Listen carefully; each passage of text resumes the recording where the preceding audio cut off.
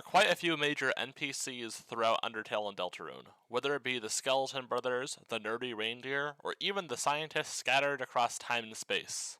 There are quite a few who do not get as much focus, however, so today, I, Yield Opinions Ahead, will be delving into the unsettling worlds of these games and the characters within them. Goner Kid. Out of all the so-called Gaster followers, Goner Kid is the one least talked about. Goner Kid appears in any given run of Undertale when the fun value is 90 or greater. Their dialogue consists of them wondering about a world where everything is the exact same, but you don't exist. They can be cheered up a bit if you talk to them with an umbrella, although they tell you to forget about them soon after. The cruel irony is that in 90% of Undertale runs, they don't exist, and nothing changes. Even in runs where they do spawn, not all players even find them. Truly a nightmare to live through. Snail Guy. This NPC is a green monster in a suit who bought the shell off of one of Napstablook's other snails. He claims it was about time for him to get a second house. This monster isn't disturbing in itself, but the implication does make me wonder, why does this monster not have a house? Did he get fired from his job and not be able to afford it? Or does this tie into the general lack of houses we see throughout Undertale? The Banana Man. Okay, this time I do mean the one from Hotland, not the sausage man from Core. In the room just below the art room, you will see this being perched on a ledge to your right, just out of reach. If you leave and re-enter the room, the Banana Man will disappear. Many have theorized it is simply one of the mercenaries Benetton hired, which makes sense since they are similar sprites. This one really creeps me out. Memory Heads. Out of all the amalgamates, this one is the most disturbing. Their dialogue is unsettling, asking the player to join them, whatever that's supposed to mean. Its melting mass consists of a variety of faces, all seemingly laughing silently during the battle with them. The most disturbing thing of all about them is the mystery of what they are even supposed to be. The other amalgamates all have monsters making them up, and they are set free at the end of the true pacifist route, while the memory heads are nowhere to be seen after their fight. It could be inferred that the memory heads are some manifestation of memory. Whether it's meant to be the amalgamates, Frisks, or even the players is hard to tell. Ugly Fish. This guy hangs out inside of Grillby's, and when talked to, he reveals he set up a fishing line earlier in Snowdin. What is the most disturbing thing about this unattractive Osteichthyes is that he apparently has set up many other harmless traps to catch a girlfriend across Snowdin. Even if they are all ineffective, it really makes you wonder about what he would have done if an innocent monster had been trapped in one. Temmie with Egg. Similar to the one from Undertale, this Temmie's egg is their group project partner. This isn't as disturbing on the surface, as the Temmie does not believe this egg is her child, but I assure you, this egg is much more than it seems. After Chapter 2, when talking to Temmie, she will briefly speak in perfect English, which is something out of the ordinary.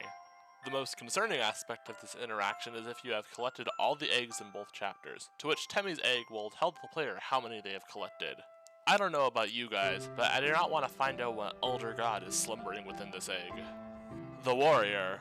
The chef of Icy's Pizza. He is enthralled in a fantasy persona, speaking in classic RPG references. He can be seen hospitalized in Chapter 1 and furiously pounding dough in Chapter 2. The main reason I find this NPC so terrifying is how he looks like he's wearing a mascot suit, similar to Pizza Pants in Chapter 1 and Purple Guy in both chapters, except what he's wearing is not a costume.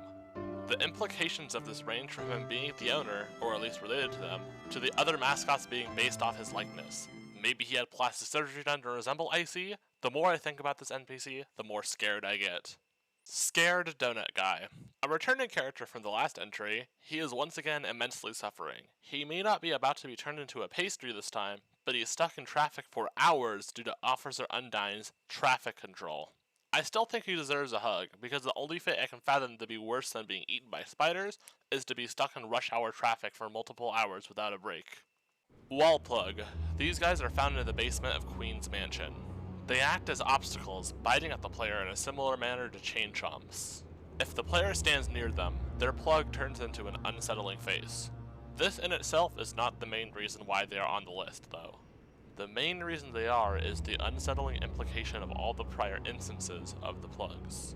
Are the werewires just the plug boys getting their souls sucked out through these almost leech-like plugs? What about Birdly? He also had one of those deadly wires smooching him during the Queen fight. Wire has by far the most unsettling connotation, as the plug boy managed to absorb the wire with sheer willpower. It's really no wonder why Queen keeps these hidden in the basement. A man.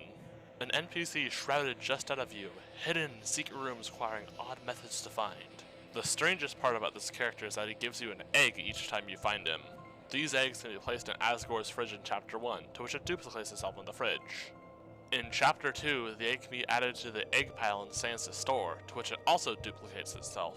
As I stated in the Temmie entry, I shudder at the implications of what this all means. First actual upload of the new year. Hopefully you guys all liked it.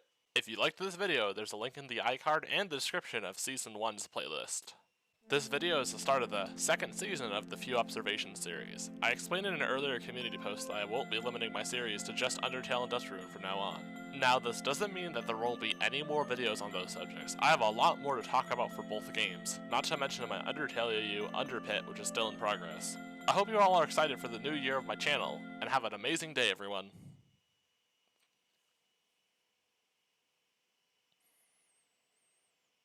Okay, the normally should be gone. I have nothing to really say other than, yeah, like, if you want to go see some of my other videos, check them out, they're linked in the description. Otherwise, if you got to this point, somehow insert the word Goku into it. Make sure it's not just like saying Goku I found at the end of the video, just like say, like, insert it naturally into your comment. I want to see how many people can do that. Otherwise, bye everyone, have a good day.